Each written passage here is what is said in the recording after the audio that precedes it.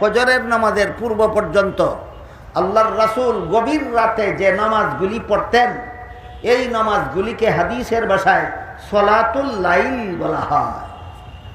বাংলা অর্থ রাতের নামাজ। হাদিসের ভাষায় শেষ রাত্রে রসুলের পড়া নামাজগুলির নাম রাতের নামাজ।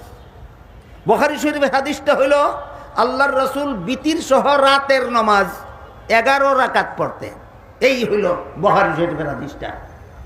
আল্লাহর রসুল রাতের নামাজ অর্থাৎ এশার পর থেকে ফজর পর্যন্ত গভীর রাতে আল্লাহর রসুল যে নামাজগুলি পড়তেন সেইগুলির পরিমাণ ছিল বিতির সহ 11 রাকাত।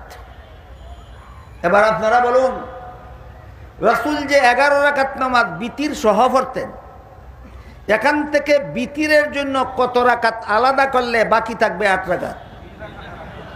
বিতিরের জন্য কত রাকাত আলাদা করলে? 3 রাকাত।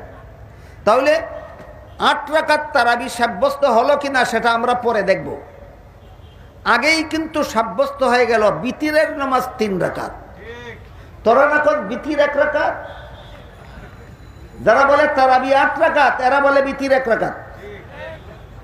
এটাকে বলে খেচু করতে গিয়ে সাপ বের হয়ে গেল, জির করতে গিয়ে হাফ বাইরিয়া গেল। সাব্যস্ত করতে ছিল তারাবির নামাজ 8 রাকাত, এটা সাব্যস্ত হওয়ার আগেই বিতিরের নামাজ যে 1 রাকাত নয়, বিতিরের নামাজ যে 3 রাকাত, যে সহিহ বুখারী শরীফের হাদিসের দ্বারা সাব্যস্ত হয়ে গেল। সুতরাং যারা বিতির 1 রাকাত পড়ে এরা সহিহ বুখারী শরীফের হাদিসের বিরুদ্ধাচরণ করে। প্রথম দফা সাব্যস্ত হইল তোরা সহিহ হাদিস মানস না, তোরা সহিহ হাদিস বিরোধী। এবার আসুন বাকি 8 রাকাতের অবস্থা। বুখারী শরীফের যে হাদিসে আছে রাসূল বিতির সহ 11 রাকাত পড়তেন, এই 11 রাকাত থেকে বিতিরের জন্য 3 রাকাত আলাদা করলে তাকে কত রাকাত? 8 রাকাত। যেই এই কথাটা বুখারীর যেই হাদিসে আছে, এই হাদিসে সুস্পষ্টভাবে উল্লেখ আছে এই নামাজগুলি রাসূল 12 মাস পড়তেন। এশার পর থেকে ফজরের পূর্ব পর্যন্ত রাতের নামাজগুলি রাসূল 8 রাকাত পড়তেন 12 মাস।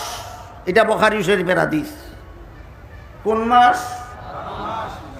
আপনারাই বলেন যে 8 রাকাত নামাজ রাসূল 12 মাস পড়তেন, এটার নাম তারাবি না তোর মাতা না তোর বাপের মাতা? ঠিক কর।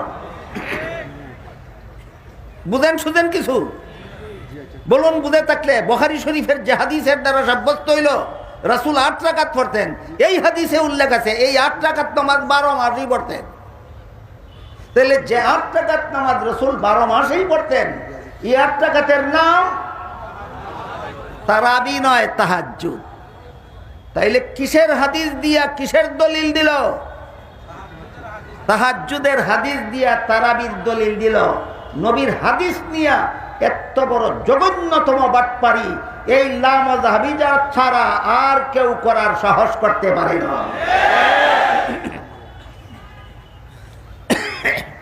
বুঝে থাকলে বলুন, সত্যই এরা সহিহ হাদিস মতো আমল করে না সহিহ হাদিস নিয়ে বাটপারি করে? সহিহ হাদিস মতো আমল করে না, সহিহ হাদিস নিয়ে বাটপারি করে। নাম ধারণ করেছে আহলে হাদিস। কি নাম ধারণ করেছে? আহলে হাদিস। আমার বইয়ে লেখা আছে, ড্রাইভারের কাছে পাবেন আমার গাড়িতে। আহলে হাদিস কথার 2 অর্থ আছে, একটা ভ্রান্ত অর্থ আর একটা শুদ্ধ অর্থ। আহলে হাদিস কথার ভ্রান্ত অর্থে লামাযহাবিরা ব্যবহার করে। আহলে হাদিস কথার ভ্রান্ত অর্থ হইল আমরা হাদিসে যা আছে তা আমল করি, আবু হানিফা যা কয় তা আমল করি না, ইমাম শাফিঈ যা কয় তা মানি না, কোরআনে আর হাদিসে যা কয় তা মানি। এই কথাগুলি শুনতে বড় শ্রুতি মধুর, শুনতে বড় চমৎকার, কিন্তু এটাকে বাংলায় বলে কথা সত্য মতলব খারাপ। কথা সত্য মতলব খারাপ। কোরআন হাদিসে যা আছে তা মানো, আবু হানিফা যা কয় তা মানো না, শাফি যা কয় তা মানো না।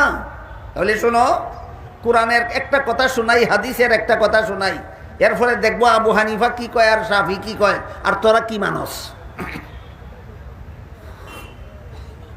পবিত্র কোরআনের এক আয়াতে আল্লাহ বলেন ওয়াল মুতাল্লাকাতু ইয়াতারাব্বাসনা বিআনফুসিহিন্না সালাসাতা কুরু।